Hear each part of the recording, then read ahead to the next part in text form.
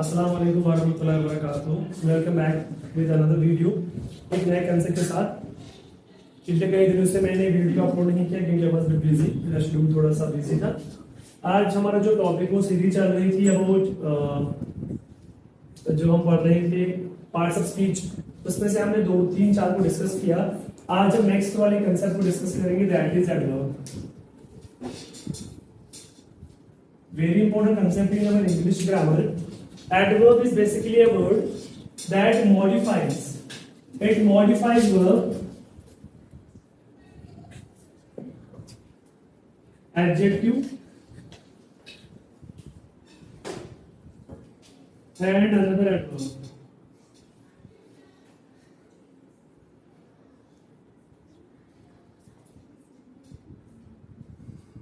What is an adverb? इसका नाम है adverb। adverb मतलब ये कहीं ना कहीं verb को कुछ एक्स्ट्रा ऐड किया जाता है या मॉडिफाई करता है, किसको? verb को, adjective को या another adverb को, उसी को हम adverb कहते हैं। हम एग्जांपल से समझ लेते हैं।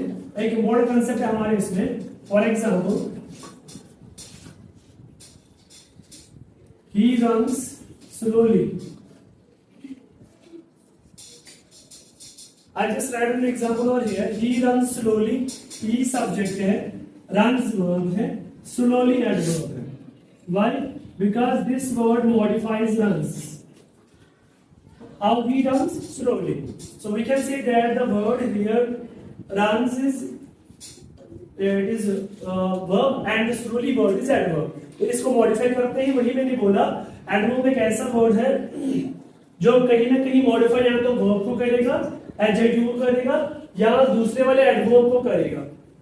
ठीक है, एग्जांपल समझ आता है। He runs slowly, he subject है, रन्स वर्ब है, स्लोली एडवर्ब है, क्योंकि ये किसको?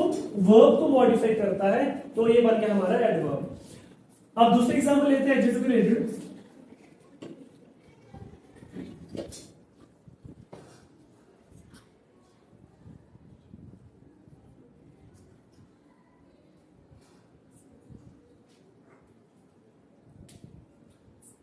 He is very intelligent.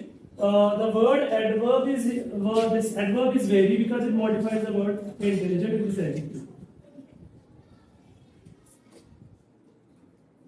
Clear? क्या मैंने बोला? हमारी डेफिनेशन जो थी एडवर्ब की, it is a word that modifies verb, adjective and another adverb. उसको हम कहते हैं एडवर्ब। आप देखिए पहले एग्जांपल से समझाता है कि रन जो वर्ड है ये वर्ब है, स्लो इसके बाद लिखिए this word modifies runs. Now in this example very is adverb because यहां पे इंटेलिजेंट है। इंटेलिजेंट को हमारा अभी पता है कि एक क्वालिटी है, तो ये एडजेक्टिव है, इसको मॉडिफाई कौन कर रहा है? वेरी। क्लियर होगी? तो एग्जांपल तीसरी,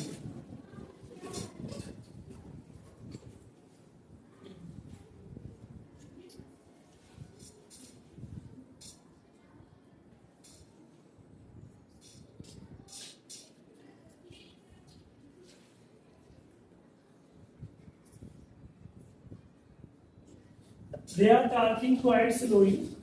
The word talking is verb। पहला तो यही है हमारा, क्योंकि हम जो कंसेप्ट पढ़ रहे हैं वो पढ़ते हैं कि एडवर्ब एक ऐसा वर्ड है जो वर्ब को मॉडिफाई करेगा। पहला हमारा कंसेप्ट है कि वर्ब आना जरूरी है। यहां पर भी वर्ब है, यहां पर तो एडजेक्टिव को मॉडिफाई करेगा। यहां भी देखो मेरा, यहां पे टॉकिंग हमारा मेन वर्ब है। अब स्लोली बेसिकली इसको मॉडिफाई करता है। स्लोली इज एन एडवर्ब क्योंकि ये टॉकिंग को मॉडिफाई करता है, और एक वर्ड है जो स्लोली को भी मॉडिफाई करता है, क्योंकि ये तो बन गया एडवर्ब। इसको है quite. So we can say that quite भी एक एडवर्ब है बिकॉज क्योंकि ये इस वाले एडवर्ब को मॉडिफाई करता है। I hope you understand. मैं फिर से रिपीट करता हूं। मैंने बोला एडवर्ब एक ऐसा वर्ड है जो मॉडिफाई करता है वर्ब को, एडजेक्टिव को और दूसरे वाले एडवर्ब को। फाइन एग्जांपल तीनों मैंने लिखी हुई है। यहां पे पहले वर्ब को मॉडिफाई करता है, तो we can see that slowly is an adverb. इस वाले में इंटेलिजेंट हमारा एडजेक्टिव है, उसको वेरी मॉडिफाई करता है, तो वेरी भी बन गया एडवर्ब, तो ये भी हमारा एडवर्ब है। तो दो कंडीशन मेरी फुलफिल हो गई। एक वर्ब को मॉडिफाई करता है, बिल्कुल यहाँ पे स्लोली इसको मॉडिफाई कर रहा है तो ये एडवर्ब हो गया। सेकंड में कह रहा हूं कि एडजेक्टिव को मॉडिफाई करता है, बिल्कुल यहाँ पे इंटेलिजेंट वर्ड एडजेक्टिव है और इसको वेरी मॉडिफाई कर रहा है तो वेरी बन गया एडवर्ब।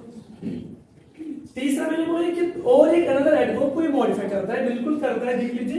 पहले टॉकिंग को स्लोली मॉडिफाई करता है, क्लियर, और उसके बाद इसको क्वाइट मॉडिफाई करता है, स्लोली को मॉडिफाई कर रहा है, मतलब ये भी एक एडवर्ब है because it modifies another adverb that is slowly.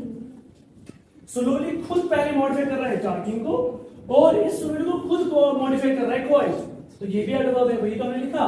Adverb modify verb को करता है, एडजेक्टिव को करता है और एक अनदर एडवर्ब को करता है। I hope you understand this concept, ये क्लियर हो, fine.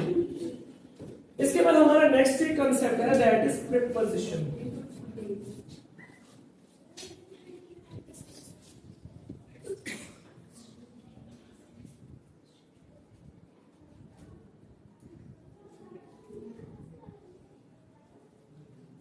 It is preposition.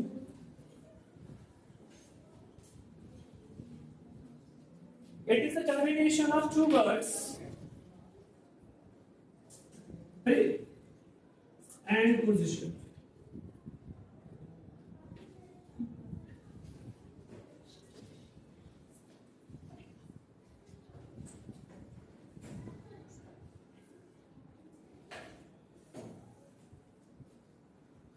Remains in the beginning, position means to place. What is preposition?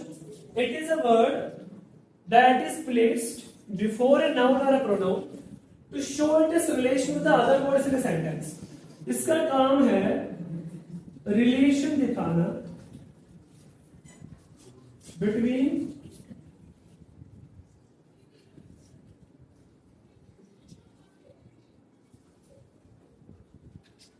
different words in a sentence.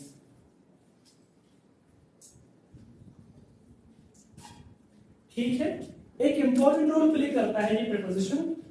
Sentence इसके बगैर हमारा इनकम्प्लीट होगा, हम सेंटेंस को प्रॉपर्ली एक्सप्रेस नहीं कर सकते without prepositions.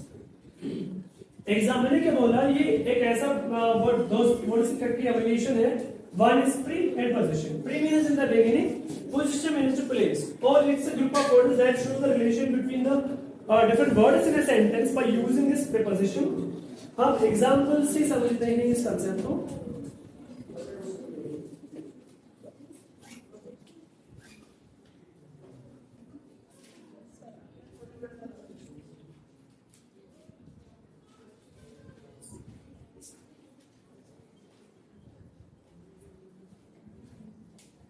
The book is on the table.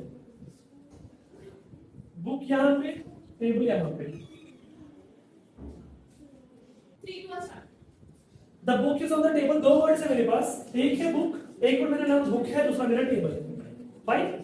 अब यहाँ पे एक वर्ड है जो उनको जोड़ता है आपस में। This on word shows the relation between the book and the table. One of the most important concept हमारे इंग्लिश ग्रामर में, जिसके बिना हमारा सेंटेंस बिल्कुल अधूरा रहेगा। The book is on the table, on the table. अब इस देखो, इस बुक की रिलेशन इस टेबल के साथ मुझे कौन कर रहा था, दैट इज ऑन। ऑन हो गया हमारा प्रीपोजिशन। सिंपल याद रखना है, it is a word basically that are used with the sentence to show its relation with the other words in a sentence. Simply ये एक रिलेशन को दिखाने के लिए इसका इस्तेमाल होगा हमारे सेंटेंस में। वन और एग्जांपल हम इसको समझ लेते हैं।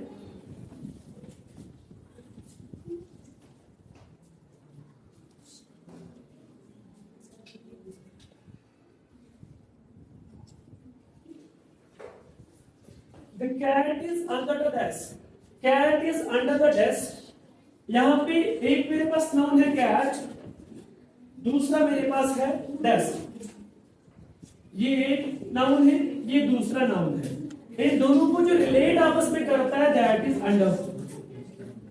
तो दैट मींस इस ये अंडर इज क्या करता है, इस कैट को इस डेस्क के साथ रिलेट करता है। ये कैट और डेस्क को आपस में को रिलेट करता है, दैट इज अंडर। तो अंडर इज ए प्रीपोजिशन। यही मैंने बोला preposition is a word that shows the relation between the words in a sentence. ये हम कहीं ना कहीं noun से पहले यूज करते हैं. देख लीजिए यहाँ टेबल है मेरा, ये noun है और noun से मैंने पहले यूज किया on. यहाँ पे डेस्क मेरा एक noun है और मैंने noun से पहले यूज किया under. तो इससे पहले यूज किया जाता है. ये था हमारे दो concepts और related to the parts of speech. I hope you understand today's two concepts. One more thing, do like and share this channel.